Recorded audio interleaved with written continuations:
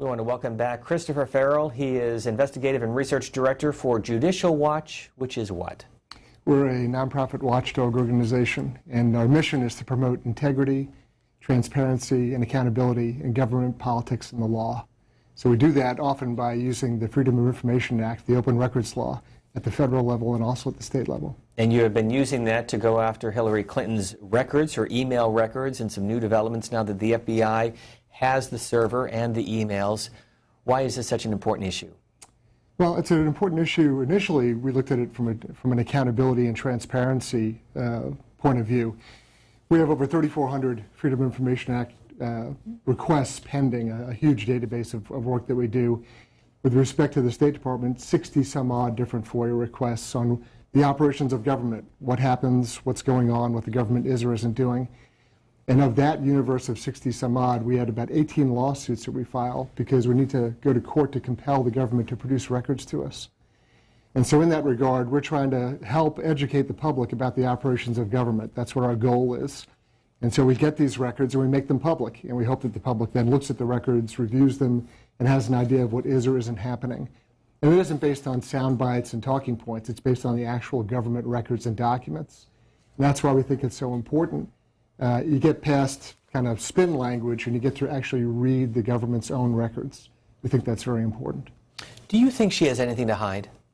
That's a great question. I mean, that is the question that is begged by her shifting stance over time. And the notion that, first she claimed that there was no classified information. Now she very carefully says that there was no marked classified information. She denied or said that she would not release her server. Now she has. So one gets the impression that the story is kind of unwinding or unraveling, and we'll see what happens. What's the difference between classified and top secret? Okay, so there's levels of classification. There's confidential information, then secret, then top secret. Top secret being the highest level of secret that we have. Revelation of top secret information would cause what they extensive or grave damage to national security. And so within those levels, there's even things that are called compartments based on the type of intelligence that's being discussed. And so your viewers may have seen reference to top secret SITK no foreign. That's kind of the header on the classified record that is being discussed or that the the intelligence community, IG, made reference to. That talks about not just top secret information, but categories, types, whether it's communications intelligence, imagery intelligence, different methods and sources for obtaining classified information. And that's the most sensitive of all. It's sensitive compartmented information. It's the crown jewels, essentially, of our intelligence collection efforts. She has repeatedly said, Hillary Clinton, that she carried on the same practices that her predecessors, including Colin Powell, had, using their own server, their own email. Did she? No, that's a false and misleading statement. No other cabinet secretary, to my knowledge, in any department, has ever established their own outside, really outlaw email server. None. There may have been occasions when I think Mr. Powell, General Powell, made reference to how he sent an email from his own account, maybe a Gmail or account. But no one has established a separate outside server. No one's run their own independent network outside the government. It's never been done before. Why do you think she did that? I think it harkens back, frankly, to her husband's presidential term in office, where there were fights over records and emails just like this. It's very interesting. I think historically, if you look back to 1999, there was a fight over White House emails, and the then White House Deputy Counsel, Cheryl Mills, who's now Mrs. Clinton's Chief of Staff or was the Secretary of State, was in the White House, and there was a fight over White House emails. Again, the same sort of confusion about what was or wasn't a record, what should be produced, what wasn't. That litigation resulted in an order being written by Judge Lamberth here in the U.S. District Court, where Judge Lamberth called Ms. Mills' professional conduct in that case loathsome and inadequate. And so the same cast of characters, 16 years later, are fighting over email. In the case of Ms. Mills, her professional conduct has been cited by a federal judge as loathsome and inadequate. And now we're 16 years later fighting over emails, again with the same cast of characters. It's not a good track record. Cheryl Mills' role today is what? Well, she was Mrs. Clinton's chief of staff in the State Department, and now she's outside of government. She's an attorney. I assume she's operating her own law practice. As we've been saying all morning, we're at the Iowa State Fair, and Hillary Clinton did speak yesterday to reporters and then worked the crowd and was asked repeatedly about the latest controversy, including turning over her server and emails to the FBI. Here's more from the former Secretary of State. I've said in the past that I used a single account for convenience. Obviously, these years later, it doesn't look so convenient. But the facts are the same as they have been from the very beginning of these questions being raised. And most importantly, I never sent classified material on my email, and I never received any that was marked classified. So I'm going to let whatever this inquiry is go forward, and we'll await the outcome of it. The State Department has confirmed what I just said to you. But I do think that if you look at the Republicans in Congress, the ones running for president, there is an unfortunate tendency to try to make partisan a tragedy in Benghazi, which I just fundamentally disagree with. I don't think it's right, and I will not participate in it.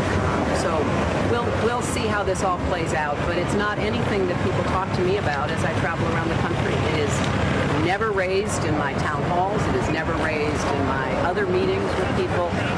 I think what people are interested in is what Senator Harkin just said. You know, who's going to get the economy moving to create more good-paying jobs? Who's going to get the cost of college down and refinance people's student debt? Who's going to open up the workforce to women, to people with disabilities, so that they can make their contribution and be treated fairly, and so much more. And that's what I talk about on the campaign trail.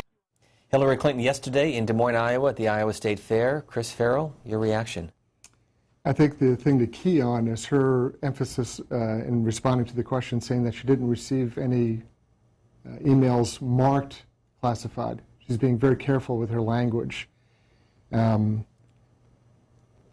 know, we've had an inspector general for the intelligence community say that there's top secret information that's gone across her server, her outlaw server. It's gone across that unlawfully. The system for communicating within the government, both secret and then top secret information, there are three distinct separate channels that are used. And the notion that somehow top secret information was sent across the internet to a private server, it's reckless. It's an outrageous violation.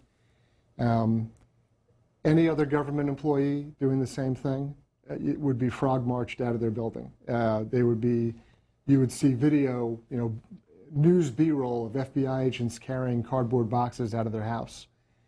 We saw that with General Petraeus and Ms. Broadwell, his biographer, where there was a security violation there concerning far less classified information.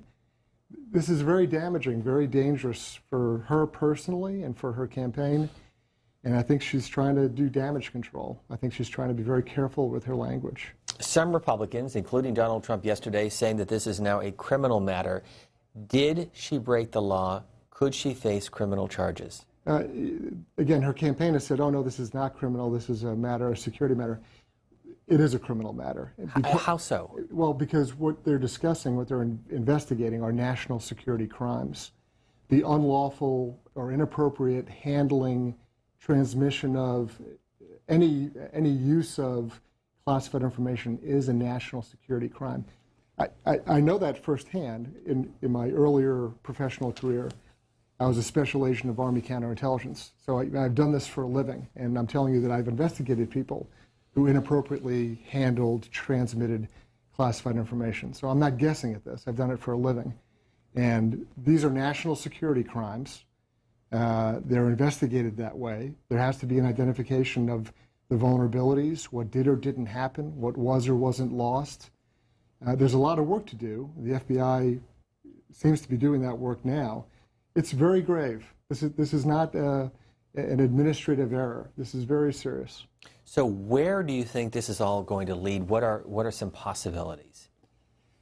Well, I would hope that the FBI were to conduct a rigorous forensic examination of the server, of the thumb drives that were turned over. There are questions, unanswered questions concerning perhaps other servers that may exist, perhaps servers that were mirrored in order to produce records that the State Department was eventually provided. So there's a number of technical forensic questions that are quite detailed, and the specifics of which, frankly, I'm not qualified to discuss. You'd have to have an IT professional really drill down on that. But they are unanswered, and they merit a lot of attention. And then there's going to be a tracing back of who sent what email when from and to addressees, and then even things like BCCs, right, blind carbon copies.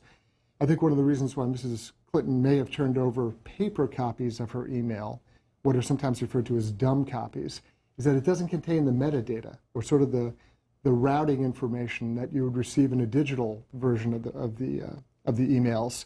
You would see who was BCC'd, who was forwarded emails that aren't apparent necessarily when you get a paper copy of something. So there's a lot of unanswered questions here, and there's a lot of work to be done. And we'll get to our calls in just a moment, but one follow-up. Why did the State Department, why did the White House let this happen? Others had to know. That is one of my greatest questions. So you have the senior leadership within the State Department who had to have known. You have people in the White House, others, even private citizens who were emailing her. I think the McClatchy News Service has done some great reporting on this. And they detailed, I believe, 90 other outside private persons who were emailing her. So there was a universe of persons who knew she was running this outlaw server.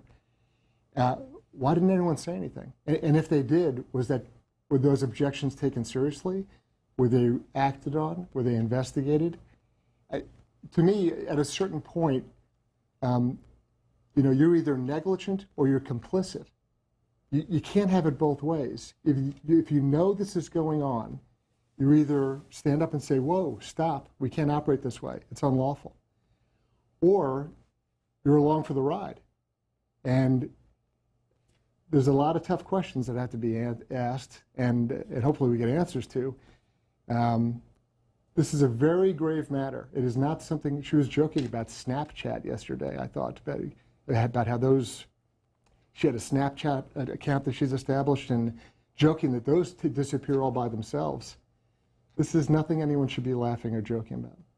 Our guest is Christopher Farrell. He is a research director and investigative reporter for Judicial Watch, and the website is judicialwatch.org. Our phone lines are open at 202-748-8001. That's our line for Republicans, and 202-748-8000 for Democrats. We'll begin with Matt, who's joining us from Philadelphia. Democrats line, good morning. As a Democrat, your take on all of this and the impact it has potentially for Hillary Clinton. Okay, morning. I just like to preface everything. I'm a big-time Hillary supporter. I'm also a former executive branch employee. I'm not going to say which agency or which cabinet, but I will say... During which administration? During this administration, okay. When Hillary Clinton was Secretary of State, I was an executive branch employee like she was. Okay. Obviously, she's a cabinet level. I was just a regular working guy. But I am totally astounded at what she did. I mean, we all know she's arrogant, but I just never figured she would be this stupid. I mean, seriously, that's an adjective that's never been called of Mrs. Clinton. And we were getting memos via email just about every month telling us not to do what she, in fact, was doing, which I find hard to believe that now, all of a sudden, everybody's saying they didn't know what she was doing. And then she said she went to the Department of State to get approval to have the private server. I mean, she was Department of State. I mean, who's going to tell her no? Matt, how long did you serve in the administration or in the executive branch? I was executive branch 30 years. I was a career civil servant. So okay. my last tenure was under the Obama administration when she was Secretary of State. And you still support her in 2016? I still support her as a Democrat. I think she'll survive this legally because I think I don't know. Okay. I don't think Loretta Lynch will prosecute, but if the American people can and figure this out, because it's pretty complicated. Matt, thank you. We'll get a response. I think the technical aspects of it may be more complicated than not, but I think the truth doesn't require a lot of explanation. The truth is people are, I think, first of all, drawn to it, and they quickly recognize what it is, and it's pretty acceptable. When people get into long, convoluted sort of wordsmithing, that's where they get in trouble. In this case, I think it's pretty clear. What she did was set up an outlaw server that had nothing to do with any government system, and it's a grave security issue. It's a transparency issue. There's a record. She's conducting the United States government business on a private server. And then there's even an archival issue. The American public is owed the records from her term as Secretary of State. And she doesn't get to pick and choose what that record is. Well, two things. She said that she's released all of the official information. She's not releasing her personal emails with references to Chelsea's wedding, or she made a reference to yoga and other experiences that were personal in nature. And Jennifer Palmieri, who is the former White House Communications Director, now Hillary Clinton's Communications Director, sent a long email out this past week saying that the FBI is not looking into a criminal investigation, that this is just a routine inquiry. Well, I read that email. It's a 700-word email, and it points to a 4,000-word background paper. So there's a lot of explaining that's going on, and it's sort of tortured language. But look, this is an email server set up by Mrs. Clinton at her direction to conduct her email traffic for her official, well, actually her use, but in an official capacity. She ran it, she operated it, she used it, she conducted business off of it. The email server didn't do this by itself. It's an inanimate object. Somebody made decisions, somebody directed things to be done. People, and Mrs. Clinton communicated over it with her circle of associates and assistants. It lies with her, and it can't be shifted off, can't blame somebody else. I mean, I think that if she's upset or if she's frustrated, it's her own doing. She created this. Let's go to Helen, joining us from West Virginia, Republican line. Good morning. Yes, sir. Thank you. Certainly. I have a couple of questions. First, I'd like to say one thing about Mrs. Clinton. I don't care how far down her polls goes. I don't think she can afford to quit, simply because of all the donations she's taken from these foreign countries. You don't take, that when they give you money, they expect something in return. So I don't think, and I don't believe a thing she says. But what I'd like to ask a question regarding this spill in this river in Colorado. I know they're testing all the water for chemicals and everything. I just wonder if there's any chance that there may be some gold dust in some of that water. I mean, that they mine gold and things settle, and it gets into the soil. And I just wondered if anybody's checking to see if there happens to be any gold dust or anything in some of that liquid. Helen, we appreciate the call. I got to tell you that is off topic for our guest, but I'll give Chris Farrell the chance if you know anything about that. I don't have anything to add. But Helen, thank you for the call. Let's move on to Tom, who's joining us from Centerville, Massachusetts. Independent line. If you know about the gold dust, too, you can weigh in and answer Helen's question. But Tom, go ahead. Well, good morning, gentlemen. Good morning. Everybody knows gold's a very heavy element. It would not be settled. It would be at the bottom of the mines. Anyways. Tom, how do you know that? I watch gold reality TV. Okay. Well, Helen, there you go. There's your... It weighs me down. There's Anyways, your answer. 70 years ago, America dropped the atomic bomb that was brought about by the Manhattan Project in the United States of America, and it ended World War II and saved many millions of lives, both Japanese and American. And if in that period of time when that was being done and somebody leaked important information and it had gotten out to some of the Axis powers and they were able to deliver the bomb sooner than the Allies, it would have been a very big error on the part of those who spoke out about what they were doing. And the Rosenbergs are an example of people who passed on information to foreign elements of opposing governments and created what we know as the nuclear Cold War era. And for somebody to have a private server, though I'm not totally technologically astute, it seems to me you're holding vast amount of information by the State Department, whether they're either social or top secret information about potential moments in time where you're going to be giving money, whatever, to other governments via the United States. It creates a very big problem for other people to know what the chessboard moves are by the State Department. Tom, thanks for the call. And to that point, your response. I agree with the caller.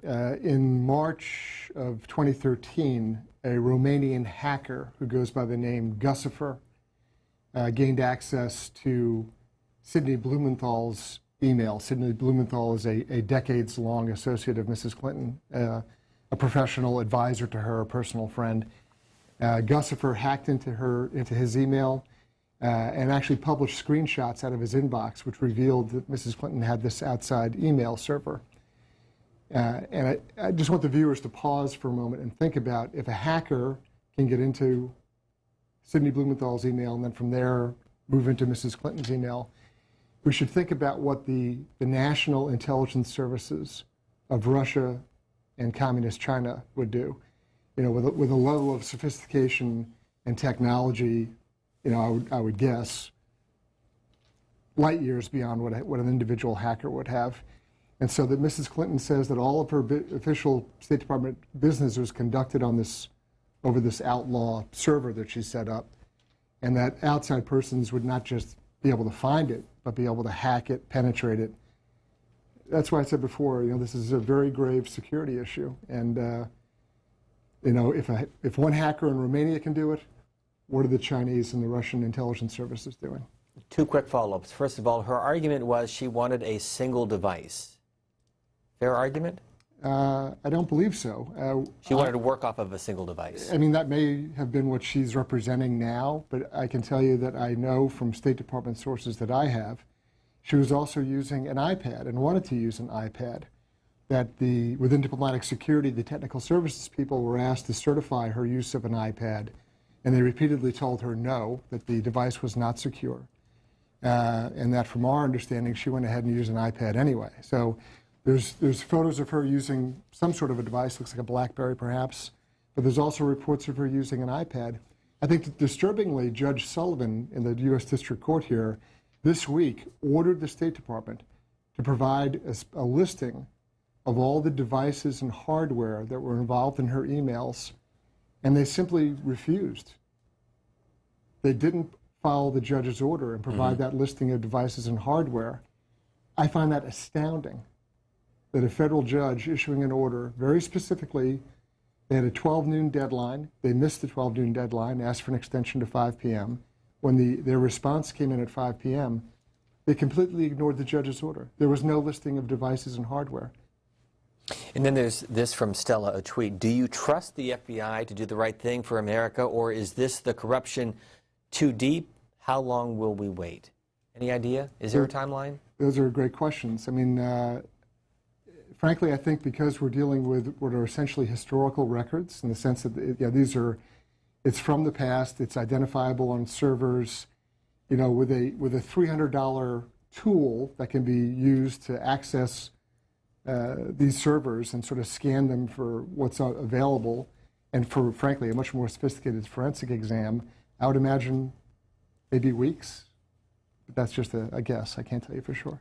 And Michael makes this quick point. Hillary Clinton even touted that she is a multi-device user to the MSM, mainstream media. Right. And so there's conflicting stories as to what she was or wasn't using. I can tell you that there's an appreciation for the need to keep these things separate in the government. Whether you're an entry-level GS9 analyst working in one of these agencies, you know that you have two devices, your personal device and your business device. If you're working in a SCIF, in a sensitive compartmented information facility, like a vault within a vault, where some of this top secret code word material is generated and used, people have to lock up their phones in like a phone locker outside the workspace. They're not allowed to even bring these sorts of emitters into an area where that material is being worked on. I was at the Aspen Security Forum a month ago, and Loretta Lynch, the Attorney General, jokingly said she uses 4 different devices.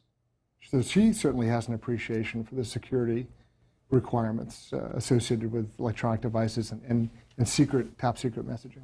From Manchester, New Hampshire, Roger is next. Democrats line. Good morning. Good morning. I'm a Hillary supporter, and I have a lot to say. Well, number one is this last week or the week before, the White House communication was hacked. I think the Pentagon's been hacked.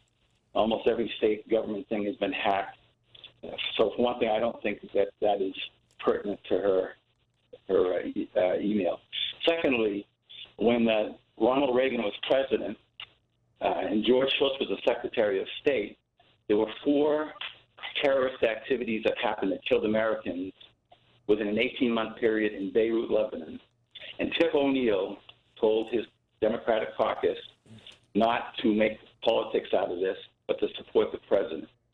And thirdly, the fact that the other people are not happy that it took 2 weeks to get the corrected version is irrelevant. It was too late, after the fact. I mean, the fact that they said one thing or whatever that people weren't happy about did not affect the outcome. How do you respond? I mean, I don't have a response. He's entitled to his opinion or whatever you'd like to say, but our interest is in getting the records that the government has and that the public is due. The open records law, we've been doing this now at Judicial Watch for more than 20 years. The Open Records Law and the Freedom of Information Act are important tools for accountability. It lets the people see the government's work. They're important sort of primary source documents, whether you're a political scientist or a historian or a journalist. It's an incredibly important tool, and we just want the records produced, and that's what we do. Another viewer taking aim at me and this program, so let's put it on the table again. We did talk about Colin Powell, but shame on you for not pointing out Colin Powell and Jeb Bush used private servers when they were in the government. The viewer who wasn't with us earlier in the program, do you want to elaborate? Sure. I don't know about what Mr. Bush, Jeb Bush, did or didn't do as governor of Florida. I know that with respect to General Powell, as Secretary of State, he'd never set up a private email server. The claim or the details concerning him is that he sent an email from a personal account, like a Gmail account or something like that.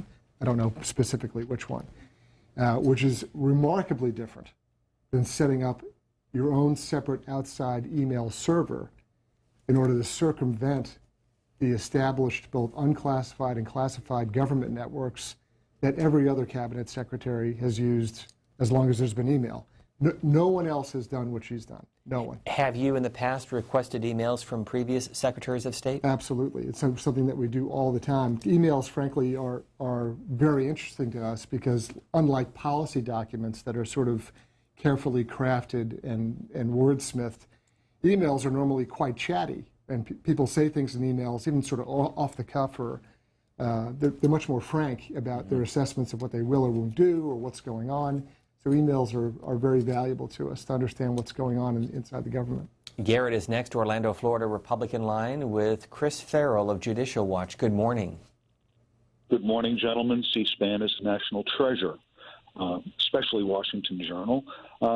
I would just like to comment and say that this makes the 18-minute gap or whatever minute was, however long it was, on the Nixon tapes look like a sneeze. And the other comment is that Secretary Clinton asserts that she never transmitted secret information over her email. It just absolutely defies credulity, and I'd like you to comment on that. Garrett, thank you.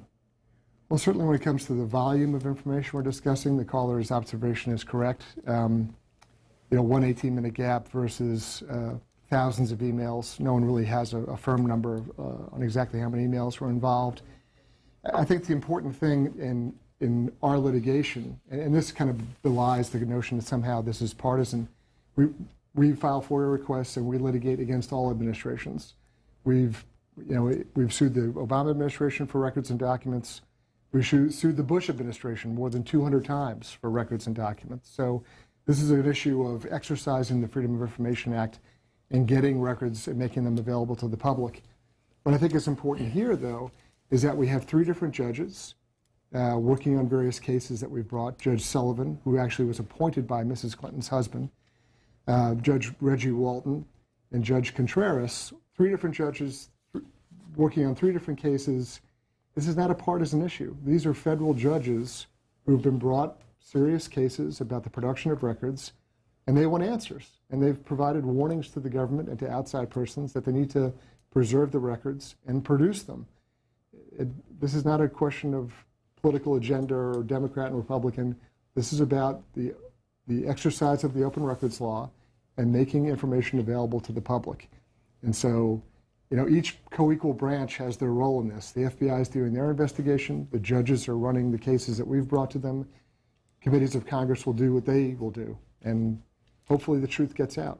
Mario is next from Brick, New Jersey. Democrats line, good morning. Good morning. A few points.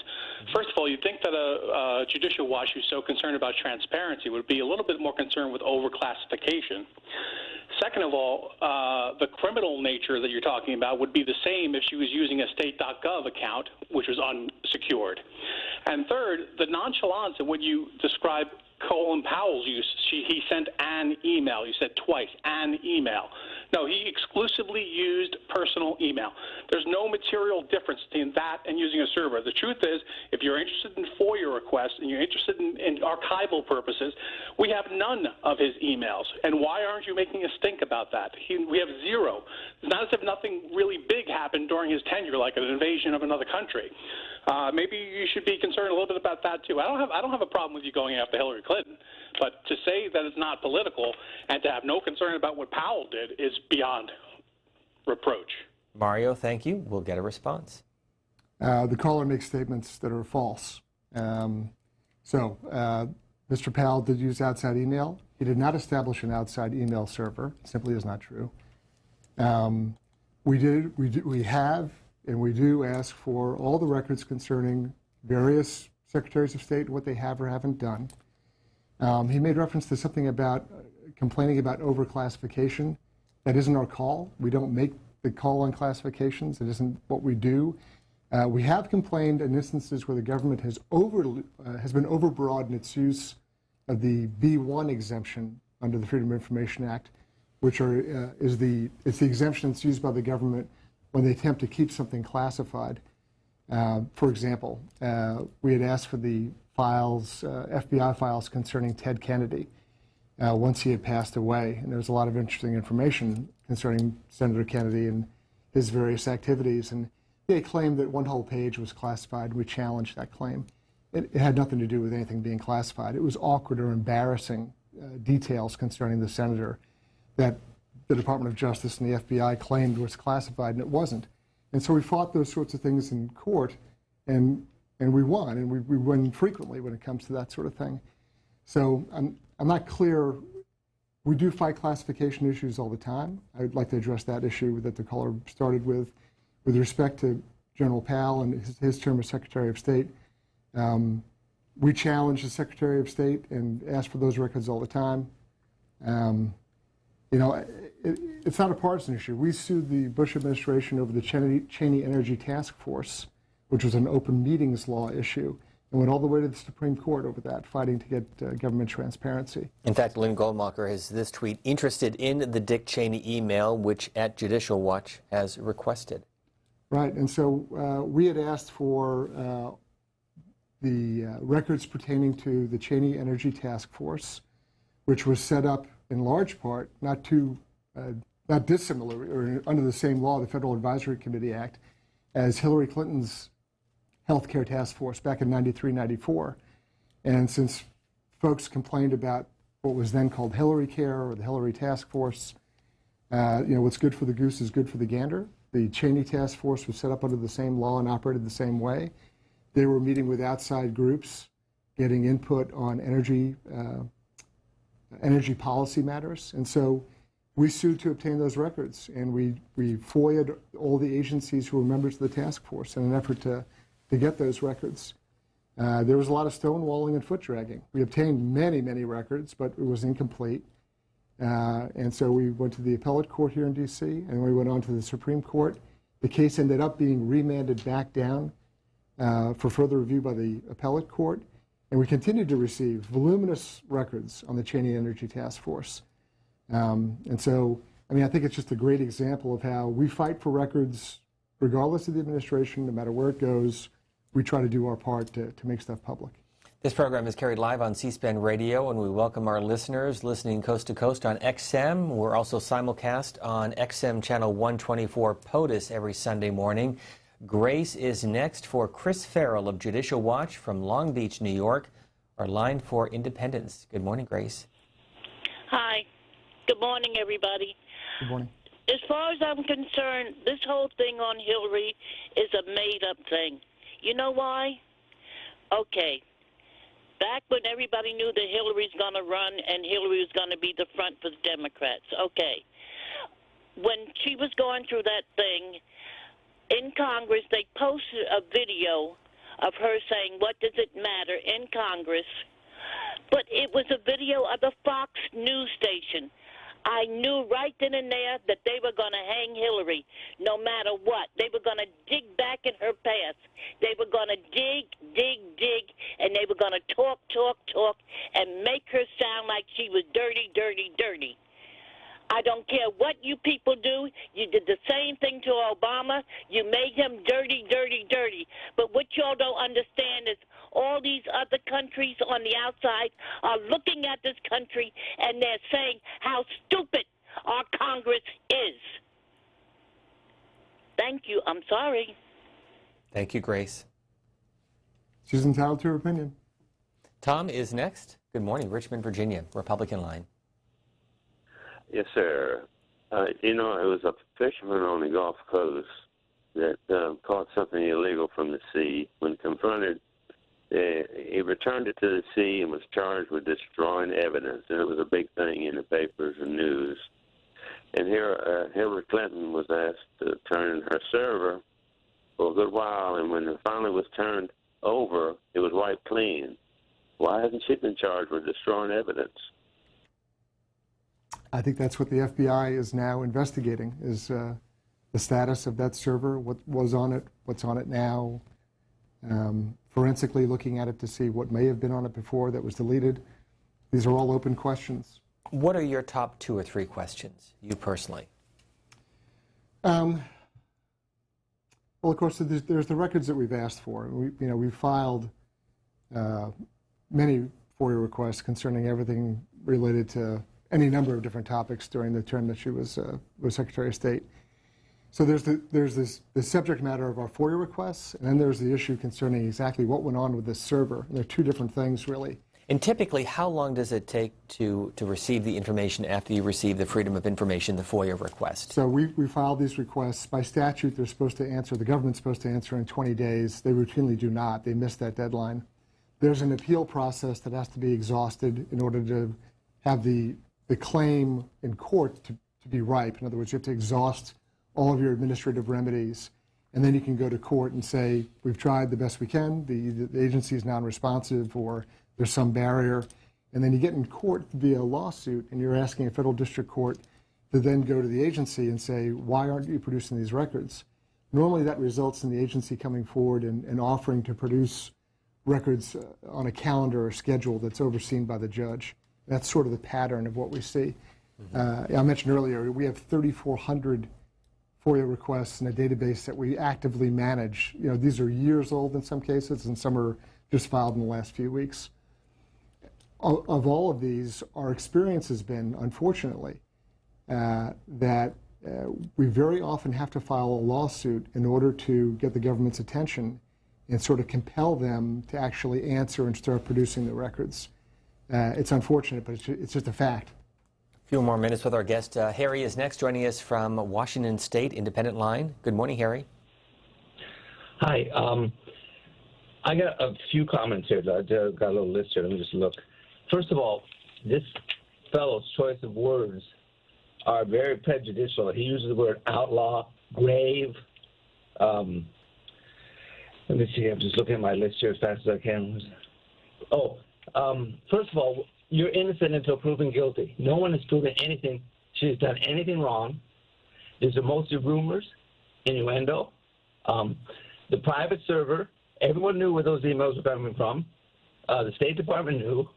I'm just trying to read as fast as I can here. Well, that's okay. We're innocent until proven guilty. She has not. There's been no guilt proven against her. Harry, thanks for your call. We'll get a response. So I refer to it as an outlaw server because it's been established outside the law. It is not comporting itself with the creation of this server and running her email through an outside system and conducting her official business on a server outside of the official State Department communication systems is outside the law. It's outside the law, regulation, and policy.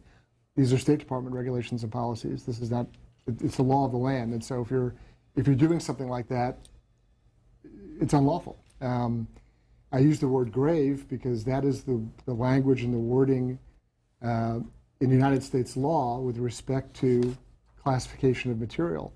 And if you release or if top secret information is released or improperly handled or in some way jeopardized, the language is that it would cause extremely grave damage to national security. So the word grave is out of the law and the regulation concerning classified material. And I agree with the caller. You're innocent until proven guilty. But Mrs. Clinton has admitted repeatedly and has even gone into detail describing her setting up this server, running it offline outside of the State Department. No one contests that the server exists, that her emails were screened, some were deleted, others were produced. These are all things that she's admitted to. There are court documents that document all this. So I don't think that is not a question or a fact in question or an open issue. These are established facts. The issue now is, what are the security repercussions? I have a professional experience having investigated these things. In my opinion, it's a reckless act. It's a dangerous situation, and it's a vulnerability to outside intelligence agencies that would love to get that kind of information. So let me go back to one earlier point, the timeline for all of this. Yes. When do you think this is going to reach some sort of culmination? That's very difficult to say. I mean, this is an FBI investigation. They're going to be scrupulous and thorough, I would hope. They're going to attempt to reconstruct what was supposedly destroyed. I think they have other leads to follow. They have interviews to conduct. This is weeks, if not months. I don't see anything happening quickly. Christopher Farrell, who is an investigations and research director for Judicial Watch, and their website is on our screen at judicialwatch.org. Thank you very much for being with us. Thank you, We appreciate Steve. it. Appreciate it.